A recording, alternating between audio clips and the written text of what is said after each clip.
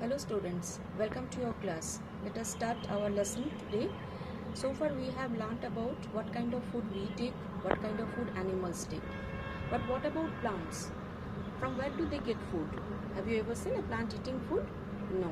Actually plants make their own food. For making food, what do they require? They require certainly the ingredients. The ingredients are air and water. Air they get it from the atmosphere, water they get it from the soil. Now while we make rice, the ingredients are rice grains and water, and we cook it somewhere. And where do we cook? In the kitchen. Where is the plant's kitchen? Leaves are the plant's kitchen. Now when we put the rice and water together, rice grains and water together, certainly it will not make rice. We have to boil it. For boiling, that means we are heating it.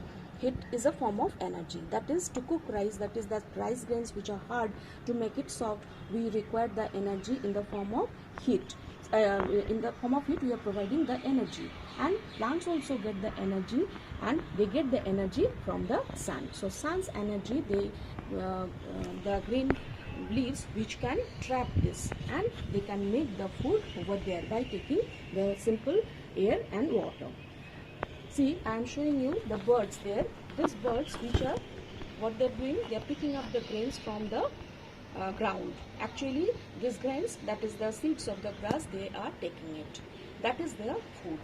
Here in this campus, there are some cats. At times, these cats, they take the birds as their food. Even the eggs of the birds also as their food. So here you see that is it as if it is a food, it is a chain. The plants make the food, the grains, and that grains which are eaten by the birds, and that birds are eaten by the cat. So you have read about herbivore, carnivore. So this is as if a chain is there. And see, the cat get the energy by eating the birds get the energy by eating the plants, and plants get the energy from the sun. So sun is the source of energy. This is one which we have learned today. First one, that is the plants are making their food, so these are called producers. Animals are taking the food, these are called consumers. And one example of a food chain that you have learned today. One more I am showing you. See, these are the grains. These are grains. These are actually kind of pulses.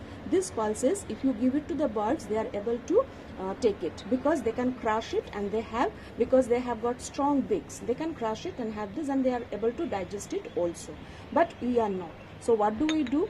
We just soak it in water, and after that, if it has been placed in moist piece of cloth, see, they are sprouting. These sprouted pulses which are nutritious enough. Or we can just boil it, make the pulses, and we can take this. Here also you get an example of a food chain.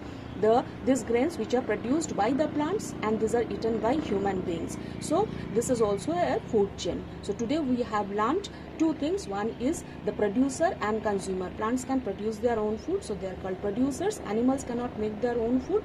They get the food from the plants. That means they consume this. So the animals are called the consumers. And the food chain, examples of food chain. Thank you, children.